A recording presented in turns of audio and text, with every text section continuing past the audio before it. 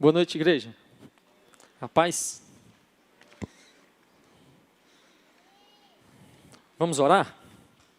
Pedindo a Deus que nos conduza, que continue nos abençoando e abrindo o nosso entendimento para compreendermos melhor a palavra de Deus e sairmos daqui um pouco mais cheios do poder de Deus e conhecendo mais a respeito da palavra de Deus. Vamos orar? Feche seus olhos, por favor. Senhor, nós te agradecemos por este momento, nós te agradecemos, ó Pai, porque o Senhor tem sido um Deus bom, um Deus justo, um Deus presente em nossas vidas. E nós te louvamos pela oportunidade que temos de estarmos aqui hoje para aprender mais da Tua palavra. Coloque as Tuas mãos sobre mim, que estarei aqui, Deus, ministrando, e que seja o Senhor falando através de mim. E coloque as Tuas mãos sobre cada uma dessas pessoas que aqui se encontram, aqueles que assistem pela internet, e abra os seus corações para que recebam a mensagem do Senhor e possam guardá-la, Deus, em seus corações e colocá-la em prática. É a oração que nós fazemos em nome de Jesus. Amém. Amém? Abra sua Bíblia, por favor, em Apocalipse, capítulo 21.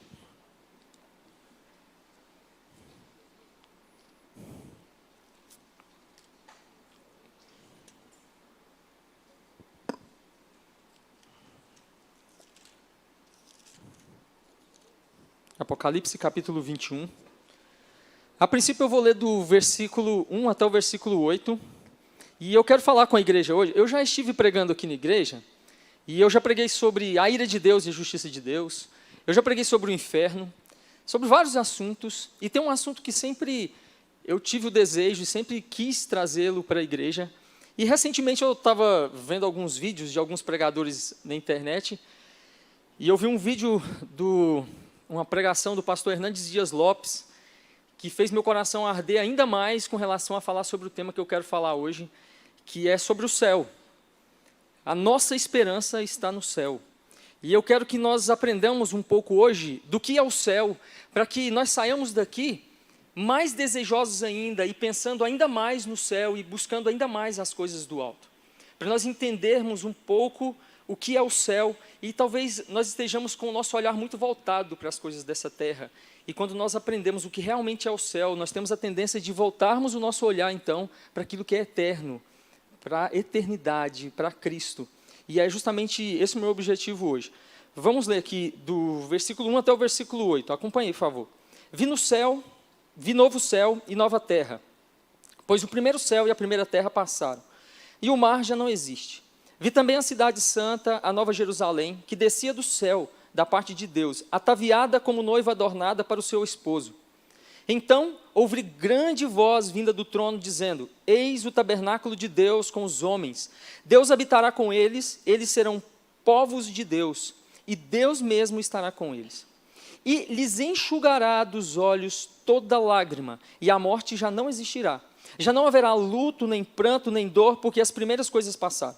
E aquele que está assentado no trono disse: Eis que faço novas todas as coisas. E acrescentou: Escreve, porque estas palavras são fiéis e verdadeiras. Disse-me ainda: Tudo está feito. Eu sou o alfa e o ômega, o princípio e o fim. Eu, a quem tem sede, darei de graça da fonte da água da vida. O vencedor herdará estas coisas, e eu lhe serei Deus, e ele me será filho. Quanto, porém, aos covardes, aos incrédulos, aos abomináveis, aos assassinos, aos impuros, aos feiticeiros, aos idólatras e a todos os mentirosos, a parte que lhes cabe será no lago que arde com fogo e enxofre, a saber, a segunda morte. Pessoal, as crianças de 2 a 9 anos, as crianças de 2 a 9 anos, os pais que tiverem crianças aí, podem encaminhar para levar os seus filhos para a salinha, por favor. Nós acabamos de ler um texto aqui em Apocalipse que é um texto muito bonito, que traz uma descrição, uma breve descrição de algumas coisas relacionadas ao céu. Nós vamos caminhar por alguns textos da Bíblia, e talvez eu nem vou ficar pedindo para você abrir muito a sua Bíblia, para nós ganharmos tempo, devido ao nosso tempo aqui também, para nós entendermos alguns aspectos que eu acabei de falar. Falar sobre o céu, talvez, não tenha sido muito usual hoje. Talvez a gente não vê muitas pregações, muita gente falando sobre o céu, e isso é algo que talvez, assim, que nós olhamos e chega a ser até um pouco sério, e deve gerar em nossos corações até uma certa preocupação, porque normalmente nós falamos daquilo que o nosso coração está cheio. A Bíblia nos diz isso, que o coração fala daquilo que a boca fala daquilo que o coração está cheio. E se nós, enquanto cristãos, temos falado pouco sobre o céu, Se nós temos ouvido pouco sobre céu, talvez é porque o nosso coração não esteja cheio do que é o céu, da eternidade, do desejo de morar lá, de saber mais a respeito de lá, e talvez o nosso coração esteja muito cheio do que é terreno, do que é perecível, do que vai acabar, de coisas que são frágeis, que são todas que não duram eternamente, ao contrário do céu, que é eterno, é perene, jamais vai acabar, é algo que vai ser eterno. E às vezes nós damos tanto valor, e nós nos empenhamos tanto pelas coisas aqui dessa terra, e não nos empenhamos com o mesmo afinco e com a mesma dedicação com as coisas que são eternas. Nós trabalhamos horas a fio, e não tem problema nenhum em trabalharmos, mas nós não conseguimos dedicar o mesmo empenho, o mesmo desejo, a mesma dedicação para as coisas espirituais e para as coisas que são relacionadas a acumularmos tesouros nos céus, como nós nos dedicamos para acumularmos tesouros aqui nessa terra. Sendo que estes tesouros serão minados, esses tesouros serão, a traça vai corroer, a ferrugem vai corroer, e nós estamos dedicando um tempo muito grande e muito esforço nisso, e nos esquecendo daquilo que é eterno, ao invés de nos dedicarmos àquilo que é eterno. Por isso nós precisamos ouvir mais sobre o céu, ler mais sobre o céu, falar mais, conversar mais sobre o céu. Olha o que diz aqui. Em Mateus capítulo 6, versículo 19 e 21, é um texto muito conhecido. Jesus fala assim, ó: não acumulem para vocês tesouros na terra, onde a traça e a ferrugem destroem, e onde os ladrões arrombam e furtam. Jesus não está dando um conselho, Jesus não está fazendo um pedido. Ele está dando um mandamento, ele fala assim, ó, não acumulem, é no imperativo. E ele diz, mas acumulem para vocês tesouros nos céus, onde a traça e a ferrugem não destroem, e onde os ladrões não arrombam nem furtam, pois aonde estiver o seu tesouro, aí também estará o seu coração. Aonde está o nosso tesouro? Aonde nós temos depositado a nossa esperança? O tema dessa mensagem deve ter aparecido, eu coloquei, a nossa esperança está no céu. Será que nós realmente temos colocado a nossa esperança no céu, naquilo que é eterno? Ou nossa esperança e todo o nosso esforço tem sido dedicado a este mundo apenas? Olha o que diz Colossenses, se você quiser pode abrir aí, enquanto eu abro aqui também, Colossenses capítulo 3, versículo 1 e 2. Colossenses 3, versos 1 e 2. Diz assim, o apóstolo Paulo, falando aos Colossenses, diz, portanto, se fostes ressuscitados juntamente com Cristo, buscai as coisas lá do alto. Olha o que ele fala, se fostes ressuscitados com Cristo. Gente, ele está colocando uma condicional aqui. O que o apóstolo Paulo está dizendo aqui? Olha o que ele diz, é muito sério isso aqui. Portanto, se fostes ressuscitados juntamente com Cristo, buscai as coisas lá do alto, onde Cristo vive assentado à direita de Deus. Pensai nas coisas lá do alto, não nas que são aqui da terra, ou seja, aqueles que realmente foram ressuscitados com Cristo, aqueles que estão em Cristo, pensam muito mais nas coisas do alto do que nas coisas aqui deste mundo. E Paulo está colocando aqui uma condicional e gerando dúvida, ou seja, se o seu proceder, se a sua atitude não é pensar e buscar mais as coisas do alto, talvez você ainda não tenha ressuscitado verdadeiramente com Cristo, ainda não esteja com Cristo. Porque se nós estamos, o nosso proceder é esse, é pensar mais nas coisas do alto, é buscar mais as coisas do alto. Infelizmente, não é o que nós temos visto. Não é. Não é o que nós temos visto. Outra coisa, a respeito do céu. O céu não é algo distante da nossa realidade. Nós, ao falarmos sobre céu, nós pensamos que é algo muito distante. Não, na eternidade eu vou saber como que é o céu. Não, o céu está muito presente na nossa vida. E ele afeta diretamente o modo como nós vivemos aqui. O fato de você pensar no céu, de você viver e acumular tesouros no céu, faz com que a sua vida seja diretamente afetada por isso. Quer ver? Vou dar um exemplo só, para nós entendermos isso aqui. O texto que eu acabei de citar aqui, de Mateus capítulo 6, versículo 19 a 21, onde Jesus fala, não acumulem tesouros aqui na terra, mas acumulem tesouros nos céus. Se você pensa mais no céu, e se você não tem o seu coração preso a este mundo, você pensar e você desejar o céu e conhecer e buscar a presença de Deus desse modo, afeta o modo como você lida com suas finanças. Por exemplo, uma pessoa que só pensa nesse mundo e que a esperança dele está aqui, o que ele mais vai fazer? Vai acumular riquezas o máximo possível, porque ele sempre está preocupado e com medo de alguma coisa acontecer e ele ficar desprovido de posses. No entanto, se você sabe quem é o Deus que você serve, você pensa no céu e você sabe o que é o céu, a sua mente está ligada lá, você sabe que você não tem que acumular tesouros aqui, mas é lá, você não vai acumular riquezas, você vai se tornar uma pessoa generosa. O modo como você lida com dinheiro muda, por exemplo. Você não vai ficar louco querendo acumular, mas você vai olhar para o seu próximo e vai querer abençoá-lo, distribuir, ajudá-lo, porque você fala assim, que razão existe em acumular nessa terra? Eu preciso acumular no céu. E quando você distribui, você está perdendo aqui, em números, mas você está acumulando lá. Isso afeta diretamente o modo como nós vemos, por exemplo, finanças e todas as outras áreas da nossa vida. Absolutamente tudo. Outro aspecto. Saber mais sobre o céu nos faz entender que a nossa alegria deve estar alicerçada lá e não aqui. Ou seja, a minha alegria jamais deve estar condicionada a este mundo, mas a minha alegria tem que estar condicionada àquilo que eu tenho como promessa de que eu vou viver lá. A minha alegria tem que estar condicionada a Cristo. Se eu me esqueço disso, eu acabo me entregando às alegrias que está lá em Eclesiastes capítulo 2. Quando o pregador falando, ele começa a dizer que ele depositou a sua alegria na bebedeira, no sexo, nas posses, nas riquezas, na fama, e ao final de contas, qual é a suma de tudo que nós vemos em Eclesiastes? A suma é vaidade de vaidades, tudo é vaidade. Se nós depositamos a nossa confiança nesse mundo, se nós colocamos a nossa alegria em conquistarmos neste mundo, se nós colocamos a nossa alegria no dinheiro, no sexo, se nós colocamos a nossa alegria na fama, tudo isso é passageiro, tudo isso é vento, tudo isso acaba. Tudo acaba, mas se nós depositamos a nossa alegria no céu, na promessa de Deus para as nossas vidas, naquilo que Ele tem guardado para nós lá, jamais, ninguém pode nos tomar essa alegria. Se a nossa alegria está em Cristo, nós estudamos recentemente aqui Filipenses, e o tema da escola dominical era alegria cristocêntrica. Se a nossa alegria está em Cristo, se a nossa alegria está na eternidade, jamais, nada pode roubar a nossa alegria. Nada pode afetar a minha e a sua alegria, não importam os problemas que venham, nós vamos ser felizes, estarmos alegres, ainda que exteriormente haja choro.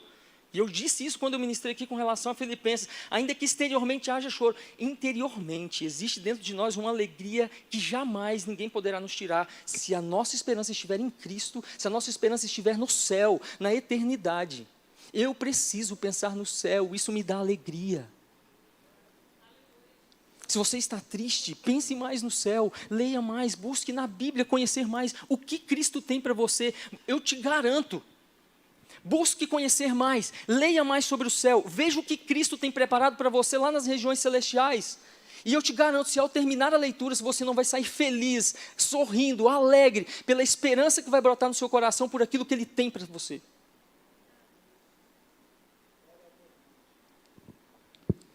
Ter nossa esperança alicerçada no céu nos move em direção à santidade. Quando a minha esperança está no que é eterno, quando a minha esperança está no céu, isso me move em direção a viver em santidade. Agora olha aqui, quando eu não tenho noção, quando eu me esqueço, quando o céu é apenas algo distante para mim, e eu começo a me prender e a ficar nesse mundo aqui, eu começo a me entregar aquilo que os padrões do mundo impõem para mim. Mas a partir do momento que eu penso mais no céu, e isso me faz desejar mais no céu, isso gera em mim um desejo cada vez maior de viver de acordo com os padrões que são exigidos para que eu venha um dia habitar neste céu. Quanto mais eu conheço o céu, quanto mais eu sei quais são os padrões exigidos para que eu esteja lá, e o padrão máximo é a santidade, ser de santos, porque eu sou santo, assim diz o Senhor. Eu vou procurar todos os dias viver em santidade, porque eu quero preencher sim esses padrões. Não estou falando que eu sou salvo por méritos ou por obras. Não somos. Não somos. No entanto, a Bíblia nos exige que vivamos em santidade e que busquemos atender de acordo com a palavra de Deus os padrões exigidos para que possamos habitar no céu. Agora, se eu não busco conhecer, eu começo a me esquecer do quão maravilhoso é o céu, e eu deixo de desejar esse céu, e para mim viver em santidade passa a ser um fardo, porque se eu não tenho uma meta, se eu não tenho uma esperança, se eu não tenho um foco, algo para que eu olhe, e para que eu possa buscar com todas as minhas forças, viver em santidade para chegar até esse alvo, logo eu fraquejo, eu vou fraquejar. Mas se eu olho para o céu e eu o desejo ardentemente, eu não vou fraquejar e eu vou viver dentro dos padrões para que eu possa entrar neste céu. Para que eu possa morar com Cristo um dia. Habitar nas regiões celestiais com Ele. 1 João capítulo 3, versículo 2 e 3 diz o seguinte, olha, amados, agora somos filhos de Deus, e ainda não se manifestou o que havemos de ser, mas sabemos que, quando Ele se manifestar, seremos semelhantes a Ele, pois o veremos como Ele é. Presta atenção, todo aquele que nele tem esta esperança, purifica-se a si mesmo, assim como Ele é puro. Ou seja, aquele que tem essa esperança de habitar com Ele um dia, purifica-se e busca viver em santidade, ou seja, pensar no céu e buscar o céu me direciona a viver uma vida cada vez mais de santidade, a me distanciar cada vez mais do pecado. Outra coisa, ter nossa esperança no céu nos ajuda a suportarmos todo e qualquer sofrimento, aflição que nós venhamos a passar neste mundo. Existem lutas e aflições, e de maneira alguma eu quero aqui menosprezar a dor de ninguém. De ninguém. Existem dores que são indizíveis, indescritíveis. Existem dores que eu não quero passar jamais, e que eu sei que até a pessoa que passa jamais deseja para alguém. Mas a partir do momento que eu sei o que me aguarda no céu, a pior dor que esse mundo possa nos infligir se torna nada comparada à glória que nos aguarda. E isso me fortalece para que eu não desespere e tente, por exemplo, como existem casos de tirar a vida, tentar fazer loucuras, porque eu acho que não há mais esperança. Sempre há esperança, porque existe um céu preparado para mim e para você, que não se compara às piores dores que esse mundo possa trazer sobre nós. As piores aflições não são comparáveis ao que Deus tem preparado para nós. Olha o que diz em Romanos capítulo 8, versículo 18. Estou absolutamente convencido de que os nossos sofrimentos no presente não podem ser comparados com a glória que em nós será revelada. Esse é o céu que está guardado para nós. Os sofrimentos que existem aqui são nada comparado à glória que nos aguarda. E quando eu tenho isso em mente, não importa o que eu esteja passando, existe esperança em meu coração. Porque a minha esperança não está aqui, não são as dores que abalam a minha fé e a minha esperança, mas é a convicção que eu tenho do que o Senhor tem preparado para mim, que por pior que este mundo seja, por mais lutas que eu passe aqui, eu sei que existe um céu, um lugar preparado para mim, onde não se comparam as alegrias e tudo aquilo que o Senhor tem preparado para nós lá com aquilo que nós sofremos aqui. Pense no céu, meu irmão. Pense no céu. Ter nossa esperança no céu nos livra do medo da morte. Da nossa morte e da morte daqueles que nós amamos. Porque, por que as pessoas têm medo de morrer? Normalmente nós sentimos medo de morrer quando nós estamos achando esse lugar aqui muito bom. Mas quando você sabe que para onde você vai é muito melhor do que onde você está, a morte é apenas uma passagem que você tem que comprar e uma situação que você tem que passar para que você chegue até aquele lugar. E então o seu coração não é tomado de temor e de medo, nem pela sua morte, nem pela daqueles que você ama, que você sabe que estão em Cristo. Se eu sei, e se eu almejo o céu, e se eu sei o que é o céu, e sabendo o que é o céu, eu sei que o céu é infinitamente e indescritivelmente melhor do que este mundo, eu vou ter medo de morrer por quê? Jamais. Olha o que diz Filipenses 1, 21. Porque para mim, o viver é Cristo e o morrer é lucro. O apóstolo Paulo, o mesmo que escreveu que nós devemos pensar nas coisas do céu e que tinha a mente no céu, nos diz, Paulo não tinha medo da morte. Ele via a morte, o que para muitos a morte é perca, para o apóstolo Paulo era ganho. Porque ele sabia o que o aguardava, que era muito melhor do que o que ele tinha aqui neste mundo. Por melhor que a sua vida esteja, por mais abastado que você seja, por mais dinheiro que você tenha, por mais alegria que você tenha neste mundo, não se apegue a isso. Não se apegue, mas tenha convicção de que isso não se compara ao que o Senhor tem preparado para você, e você não vai ter medo da morte. Se os seus estiverem em Cristo, você não vai ter medo que eles morram, porque você sabe que vão sim para um lugar melhor do que este que nós estamos vivendo. Ter esperança no céu é saber que lá é um lugar de descanso. Quem aqui anda um pouco cansado? Nós nos cansamos. Viver neste mundo é cansativo. Até os que não levantaram as mãos, cansam-se. Nós nos cansamos, é cansativo. Todos os dias as aflições vêm. O céu é um lugar de descanso. Olha o que diz Apocalipse 14, 13. E ouvi uma voz do céu que me dizia, escreve, bem-aventurados os mortos que desde agora morrem no Senhor. Sim, diz o Espírito, para que descansem dos seus trabalhos e as suas obras os seguem. Apocalipse 14, verso 13. Esse trabalho aqui está falando de trabalho afadigado. A fadiga que vem sobre nós por causa do trabalho, esse cansaço que o trabalho nos gera. Mais para frente eu vou até falar um pouco, que lá no céu nós não vamos ficar a vida toda sentada na nuvem de algodão e só ouvindo harpa. Não, no céu tem trabalho também. Só que não existe a fadiga que existe aqui com relação ao trabalho. Ou seja, a Bíblia nos diz que no céu vai haver descanso. E quem é o nosso descanso? Gente, olha que interessante.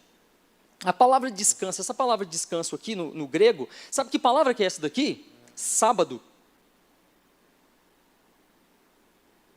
Sábado. O que significa isso daqui? Nós sabemos que o sábado do Antigo Testamento era sombra do que viria no Novo Testamento. Quem é o nosso sábado? Por que no Novo Testamento você não vai encontrar nenhum texto falando que nós temos que guardar o sábado? Não tem. Porque o nosso sábado é Cristo. Jesus é o nosso descanso. A eternidade com Cristo é o nosso descanso. Aqui neste mundo, Jesus é o nosso descanso e na eternidade, Ele, por toda a eternidade, o céu é o nosso descanso.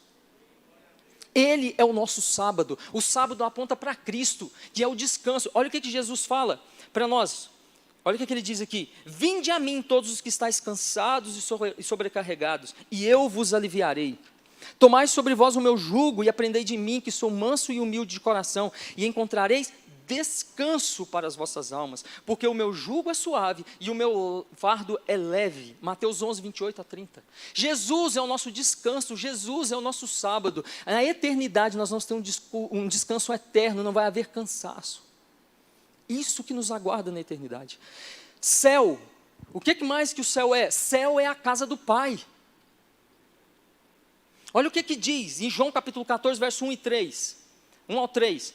Não se turbe o vosso coração, credes em Deus, crede também em mim. Na casa do meu Pai há muitas moradas. Se não fosse assim, eu vou-lhe teria dito, vou preparar-vos lugar.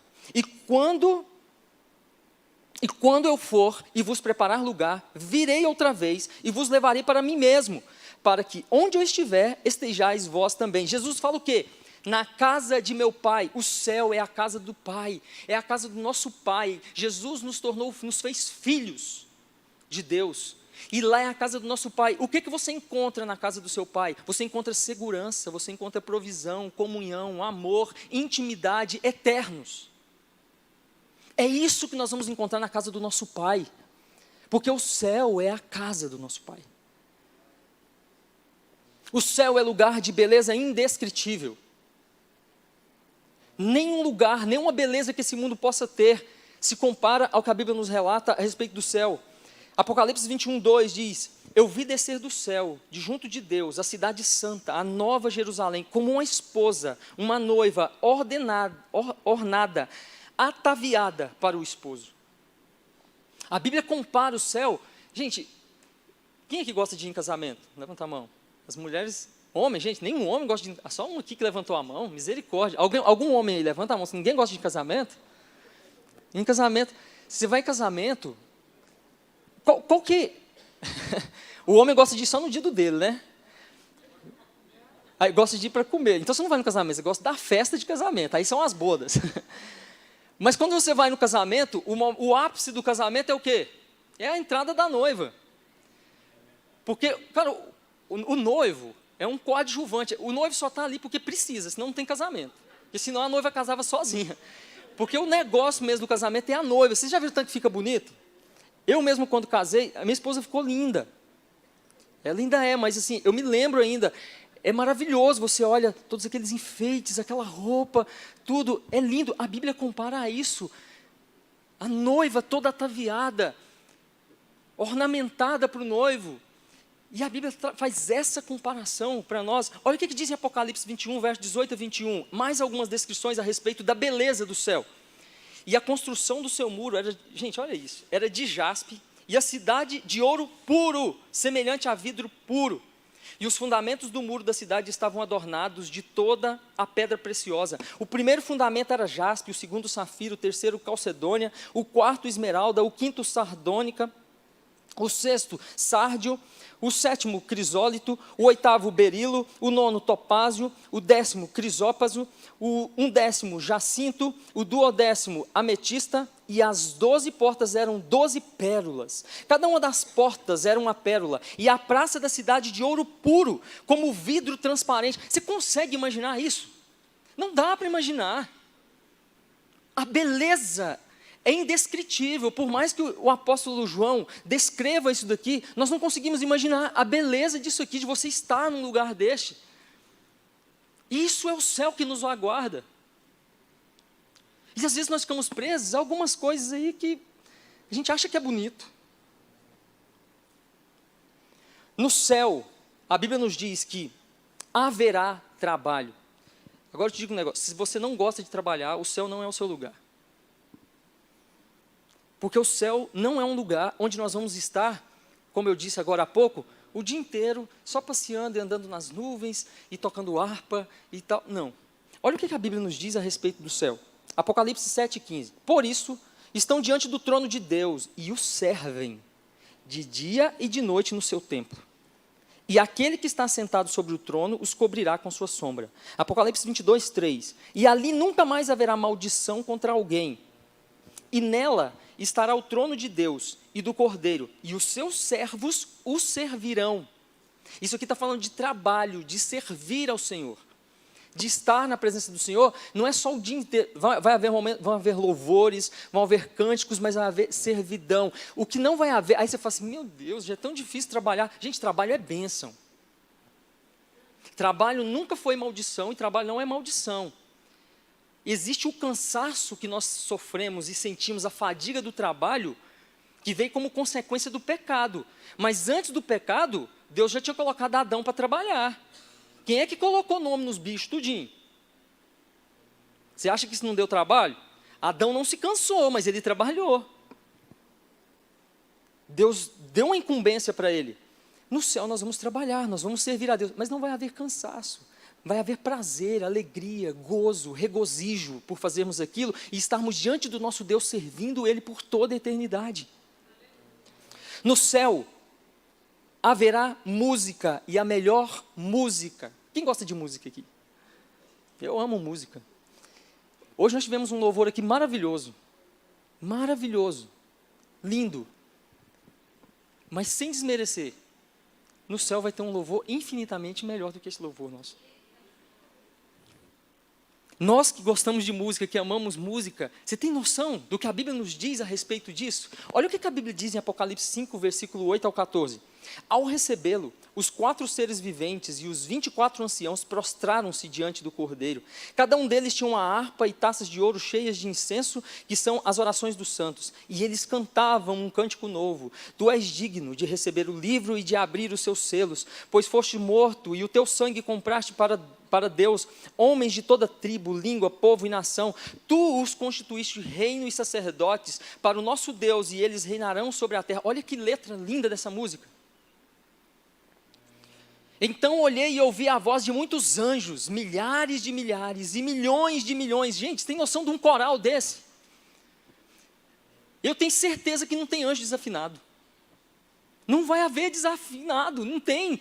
É perfeito, é a perfeição. E a Bíblia, olha o que ele diz, milhares de milhares e milhões, e eles rodeavam o trono, bem como os seres viventes e os anciãos, e cantavam em alta voz, digno é o Cordeiro, que foi morto, de receber poder, riqueza, sabedoria, força, honra, glória e louvor. Depois ouvi todas as criaturas existentes, aí entra eu e você cantando. Quem é que acha que não sabe cantar? A Bíblia fala que nós vamos receber um corpo glorificado e um corpo que não tem defeitos. Não é? Eu entendo que no que diz respeito a essa questão de voz, também vai ser Quem não tem voz para cantar aí vai receber uma voz perfeita para cantar. Eu acredito nisso, porque a voz faz parte do nosso sistema, do nosso corpo. Eu acredito nisso. Aí entra nós aqui, ó. Depois de ouvir todas as criaturas existentes, no céu, na terra, debaixo da terra e no mar, e tudo que neles há, que diziam: aquele que está sentado no trono é o Cordeiro, sejam o louvor, a honra, a glória e o poder para todos sempre. Os 4 seres viventes disseram amém, e os anciãos prostraram-se e o adoraram. No céu vai haver música, a melhor música, da melhor qualidade possível. E como é bom ouvir boa música. Haverá provisão eterna. Apocalipse 7,16, parte A, diz assim, ó: nunca mais passarão fome e jamais terão sede. Provisão da parte do Senhor eterna. Não haverá necessidades. Mas o Senhor será aquele que vai prover todas. Ele já é aquele que provê todas as coisas nas nossas vidas. Mas existem medidas, às vezes, por causa do pecado que habita em nós, nós sabemos que não é a provisão plena, mas no céu é uma provisão plena. Teremos as melhores companhias possíveis no céu. Olha o que a Bíblia nos diz em Apocalipse 7:9. Depois disso olhei, e diante de mim estava uma grande multidão que ninguém podia contar, de todas as nações, tribos, povos e línguas, de pé diante do trono e do Cordeiro, com vestes brancas e segurando palmas, ou seja, batendo palmas. A Bíblia diz que desde que Abel morreu, até o último ser humano, até a volta de Jesus, aqueles que estavam em Cristo estarão lá. Imaginem, nós vamos estar junto com as melhores companhias possíveis. Lá nós estaremos com Moisés, nós estaremos com Davi, nós estaremos com Elias, nós estaremos com os profetas, nós estaremos com os apóstolos, nós estaremos com estes, que nós lemos e admiramos tanto. E o principal, nós estaremos com Cristo, nós estaremos com os anjos, nós estaremos com o próprio Deus. As melhores companhias nós teremos naquele lugar. No céu não haverá dor, nem pranto, nem morte. Apocalipse 21:4. E Deus limpará de seus olhos toda lágrima, e não haverá mais morte, nem pranto, nem clamor, nem dor, porque já as primeiras coisas são passadas. Se por um lado nós temos uma infinidade de coisas maravilhosas no céu, por outro lado a Bíblia nos garante que lá não vão haver lágrimas, não existe morte mais, não tem pranto, não vai haver mais clamor, não tem mais dor. E essa dor aqui, gente, é qualquer tipo de dor, seja ela psicológica, seja ela emocional, seja ela física. A Bíblia me garante que não vai haver mais dor. É tão terrível uma dor. Quem aqui já sofreu uma dor de ouvido? Misericórdia, uma dor de dente, uma dor de cabeça, sei lá. E eu estou trazendo dores que são dores corriqueiras, que qualquer pessoa sente. E existem dores muito piores, pessoas que estão com câncer, pessoas que estão em estados terminais, sofrendo. A Bíblia me garante que se a minha esperança está no céu, a pior dor que eu passo aqui, como eu disse anteriormente, não se compara ao gozo e alegria que eu vou ter por estar lá com Ele na eternidade. Porque Ele me garante que não vai haver dor, não vai haver lágrimas, não vai haver pranto. Outra coisa, não haverá nada contaminado pelo pecado. Logo, todos os problemas que existem nesse mundo são consequências do pecado. Qualquer problema que existe no mundo é consequência do pecado. O Éden era perfeito, não havia problemas no Éden. Ou seja, se não há e não entra nada contaminado lá, não há nenhum tipo de problema. Não existem problemas no céu para serem resolvidos. Existe a perfeição de Deus. E olha o que diz Apocalipse 21:27. E não entrará nela coisa alguma que contamine, e cometa abominação e mentira, mas só os que estão escritos no livro da vida do Cordeiro. Ou seja, nada contaminado entrará lá. E como que você se torna alguém que não é contaminado? É quando você é lavado, remido, redimido pelo sangue do Cordeiro. Você então se torna puro, alvo como a neve, e então não há mais contaminação. E aí você pode entrar no céu. Não entra quem permanece no pecado. Apocalipse 21:8. Mas quanto aos tímidos, gente, tímido aqui, só uma observação, não é pessoa que é tímida, no sentido de ser um pouco mais introspectiva. Existem pessoas que são tímidas. Esse tímido aqui que a Bíblia está falando que não entra no reino dos céus, são aqueles que sabem o que a Bíblia nos ordena fazermos, mas nós não fazemos por timidez, por medo, por vergonha às vezes. Um exemplo que eu vou dar aqui, a Bíblia ordena a todo cristão que pregue o Evangelho. Se você está inserido em um contexto onde você já deveria ter pregado o Evangelho e você sente vergonha, você tem medo de falar para a pessoa porque talvez ela não vai gostar, isso é timidez que é pecado. Você está sendo tímido, você não está tendo coragem, você não está agindo do modo como a Bíblia manda. É essa timidez aqui que o texto está dizendo. Mas quanto aos tímidos, aos incrédulos, aos abomináveis, aos homicidas e aos que prostituem, aos feiticeiros, aos idólatras, feitiçaria, a Bíblia compara a idolatria também, e a todos os mentirosos, a sua parte será no lago que arde com fogo e enxofre, o que é a segunda morte. Não haverá o ímpio lá no céu, que é aquele que nos persegue hoje. Não haverá. No céu, sempre há lugar para mais um. Olha que fantástico isso aqui. Quem aqui tem uma Bíblia, que a versão dela é NVT? Nova versão transformadora. Levanta a mão assim. Quem tem essa Bíblia aí? Ninguém tem. Eu já indiquei isso aqui várias vezes. Mais uma vez eu vou indicar. Compre uma Bíblia versão NVT para você. É muito bom. É uma Bíblia muito com a linguagem que não foge dos textos originais e que traz um esclarecimento muito claro. NVT, nova versão transformadora. Eu acho que aqui na livraria tem essa Bíblia. Na Bíblia NVT, olhem na sua Bíblia aí, por favor. Apocalipse capítulo 21, versículo 16 e 17. Você vai lendo aí, eu vou ler na Bíblia NVT aqui, para você ver que legal isso aqui. As medidas, os pesos lá, é tudo convertidos para o nosso tempo e facilita muito o entendimento com relação a muita coisa. Olha aqui, a cidade tinha o formato de um quadrado, está falando da Nova Jerusalém, de comprimento e de larguras iguais. De fato, tinha 2.200 quilômetros de comprimento, 2.200 quilômetros de largura e 2.200 quilômetros de altura. Então, ele mediu o muro e descobriu que tinha quase 65 metros de espessura, o muro, de acordo com a medida humana usada pelo anjo. Apocalipse 21, 16 e 17. Olha o que a Bíblia está dizendo. Que a Nova Jerusalém tem 2.200 quilômetros de comprimento, de largura e de altura. O que isso aqui significa? Para mim e para você hoje. O que significa para nós a Bíblia trazer essas medidas aqui? Alguém aqui tinha noção dessas medidas? Alguém tem noção de distância? Daqui de Goiânia, até onde vai dar aproximadamente 2.200 quilômetros?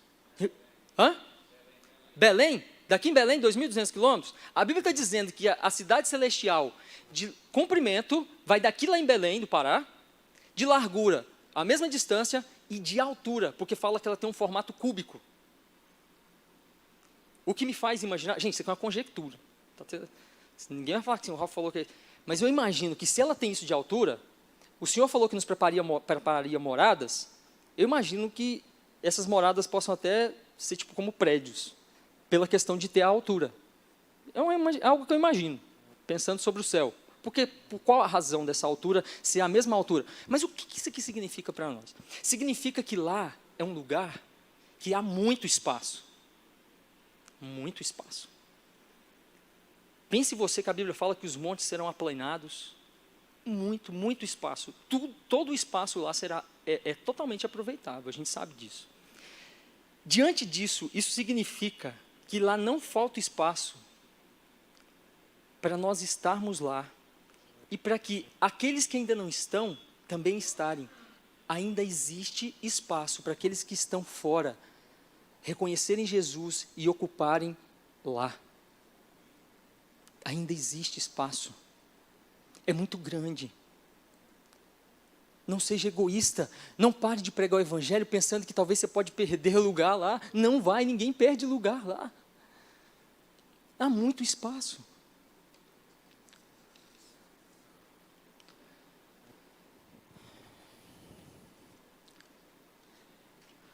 Por último, o que faz o céu ser céu, e eu já falei isso daqui, é a presença de Deus em graça, misericórdia, amor, provisão, comunhão, e de forma plena e eterna. O que faz o céu ser céu, tudo isso que eu falei, é tudo muito maravilhoso, mas isso é só um bônus. Tudo isso que eu falei é tudo muito grandioso. As ruas de ouro, os muros crivados de pedras preciosas, não haver mais choro, o descanso, tudo isso que eu disse, tudo é maravilhoso. Mas isso é a cereja do bolo. Porque o principal e o que faz o céu ser céu é a presença de Deus no céu. É Deus de forma plena no céu, agindo e reinando sobre nós.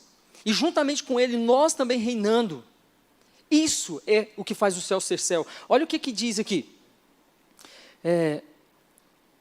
Só uma observação para vocês verem. Quando o povo de Deus peca, lá no deserto, no Antigo Testamento, nós vemos que Deus fala para Moisés assim: olha, Moisés, eu vou cumprir minha promessa. Eu vou fazer com que vocês entrem na terra prometida, mas eu não vou com vocês. Eu vou mandar um anjo que vá à sua frente. O que Moisés fala para Deus? Moisés fala assim: Senhor, se tu não for conosco, nós não nos faça subir. Senhor, se o Senhor não for conosco, não nos faça subir. O que Moisés entendeu aqui? Moisés entendeu que não importava o quão boa era a terra que Deus havia prometido. Se Deus não estivesse naquela terra com eles, não valia nada. A mesma coisa acontece com relação ao céu. O céu só é céu porque Deus habita lá. Deus está ali no céu. Deus está lá. Porque lá é a habitação do nosso Deus.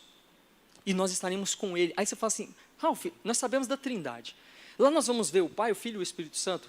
Eu não sei. Eu vou te falar o que eu penso a respeito disso. E eu não estou te falando categoricamente. A Bíblia não fecha o assunto. Eu entendo que no céu, como o Pai, Filho e Espírito Santo são um, e eles são um, eu entendo que o nosso relacionamento lá, real, direto, e eu entendo que até mesmo de nos relacionarmos, de conversa e de algum modo assim, é com Cristo. É com Ele. Porque me relacionando com Jesus, eu estou me relacionando com Deus. Ele é o próprio Deus. Isso porque quando a gente vê o próprio apóstolo João tendo as visões, você vê ele se relacionando com Cristo, vendo Cristo, falando e tal. Mas a Bíblia me diz que o que faz o céu ser céu é a presença de Deus. Aqui nesse mundo tem bons lugares? Tem. Mas jamais vai ser céu, porque não tem a presença de Deus de forma plena, absoluta. Não tem a graça de Deus de forma plena e a misericórdia de Deus atuando nas nossas vidas de forma plena. Mas lá não. Lá há a presença de Deus. E o que faz o céu ser céu é justamente isso. Eu quero encerrar, e para encerrar eu quero fazer algumas perguntas aqui. Eu gostaria que você refletisse. Você tem depositado toda a sua esperança na eternidade, no céu? Onde você tem depositado a sua esperança? Aonde está a sua real esperança? Onde o seu coração está, como Jesus fala? Aonde estiver o seu tesouro, ali estará o seu coração. O seu coração está na eternidade? O seu coração está nisso tudo que eu falei aqui? E outra, eu não esgotei o assunto. Tem muita coisa ainda na palavra de Deus a respeito do céu. Outra pergunta. Se você morrer hoje, você tem certeza que você vai para o céu? Você tem certeza que você é um peregrino aqui apenas, mas a sua morada, o seu lugar de habitação é realmente o céu? Ao morrer hoje, você vai para lá? Você tem convicção disso, que você vai desfrutar de todas essas maravilhas que nós acabamos de falar e principalmente da presença plena de Deus na sua vida?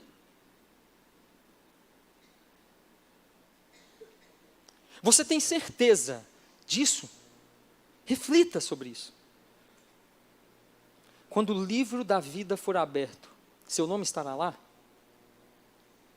Apocalipse 20, verso 11 a 15, diz assim: Depois vi um grande trono branco e aquele que nele estava sentado. A terra e o céu fugiram da sua presença e não se encontrou lugar para eles. Vi também os mortos, grandes e pequenos, em pé diante do trono, e os livros foram abertos. Outro livro foi aberto, o livro da vida. Os mortos foram julgados de acordo com o que tinham feito, segundo o que estava registrado nos livros. O mar entregou os mortos que nele havia, e a morte e o Hades entregaram os mortos que neles havia. E cada um foi julgado de acordo com o que tinha feito. Então a morte e o Hades foram lançados no lago de fogo. O lago de fogo é a segunda morte. Aqueles cujos nomes não foram encontrados no livro da vida foram lançados no lago de fogo. O seu nome está escrito no livro da vida? Eu tenho um entendimento teológico e bastante particular com relação a isso aqui. Eu creio que os nomes dos que estão salvos estão escritos no livro da vida. Eu creio nisso. Mas eu não sei quem são essas pessoas. Você não sabe. A Bíblia diz que o Espírito Santo de Deus testifica com o meu acerca da salvação. Você julga, e nós julgamos que alguém é salvo ou não, pelo que ela expressa de forma exterior. Mas Romanos capítulo 10, versículo 9 diz que nós precisamos confessar com os lábios, mas temos que crer com o coração. Ou seja, só você, só eu sei realmente se o meu nome está no livro da vida, porque o Espírito de Deus não testifica com o pastor Irismar a meu respeito. O pastor Irismar pode olhar para os meus frutos e deduzir que eu seja salvo pelos frutos. Mas certeza, só eu tenho se eu sou salvo ou não. Certeza, só eu tenho de que meu nome está no livro da vida, porque o Espírito Santo de Deus testifica comigo. Eu julgo porque eu vejo a pessoa vir à frente e receber, e eu falo, foi salvo. Mas eu estou julgando pelo exterior, eu não conheço o coração. Por que eu estou dizendo isso? É você que tem que avaliar a sua vida e me dizer, o Espírito de Deus tem testificado com o seu, a respeito de que seu nome está no livro da vida e você vai habitar na eternidade? Se não tem testificado, se você não tem certeza disso, se você não tem convicção, eu queria que vocês colocassem de pé agora, todos vocês.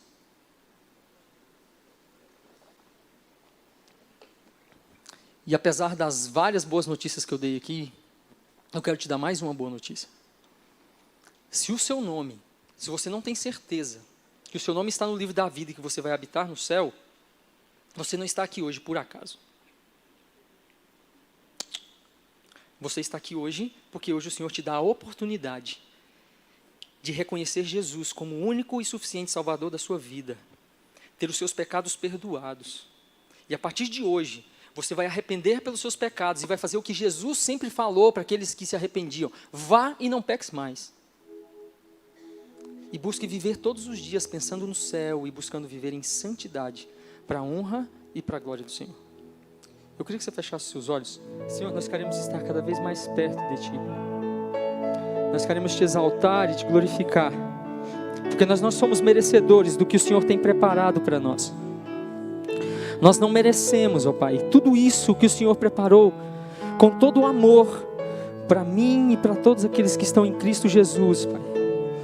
O Senhor não tem, Deus, não tinha nenhuma obrigação, Pai, de preparar um lugar tão maravilhoso. Mas o Senhor o preparou para nós, ó Pai, para que nós possamos habitar um dia contigo, e nós cada vez mais queremos estar perto de Ti, vivermos em santidade, agradarmos ao Teu coração, para que um dia tenhamos o privilégio de ouvirmos o Senhor nos dizer, entre para o gozo de meu Pai. É isso, Pai, que nós queremos ouvir um dia. Nós queremos pensar mais no céu, nós queremos conversar mais sobre o céu, nós queremos estudar mais sobre o céu, nós queremos ler mais a palavra do Senhor e buscar saber mais sobre este lugar tão maravilhoso que o Senhor tem preparado para nós, ó Pai. Obrigado, Jesus, obrigado, porque para que nós tivéssemos acesso a este lugar tão maravilhoso, foi preciso que o Senhor se despisse de toda a sua glória, se viesse, Pai, como homem e morresse morte de cruz por nós. Senhor, é pela graça. Nós não conseguiríamos jamais entrar neste céu maravilhoso pelos nossos méritos e pela nossa força, mas o Senhor nos possibilitou isso. Obrigado, Jesus. Obrigado. Eu te louvo, eu te exalto e eu te glorifico hoje e por toda a eternidade, crendo que um dia estarei diante do Senhor, diante do trono do Senhor, juntamente com os meus irmãos, te louvando e te servindo por toda e toda e toda a eternidade. Em nome de Jesus. Amém. Que Deus te abençoe.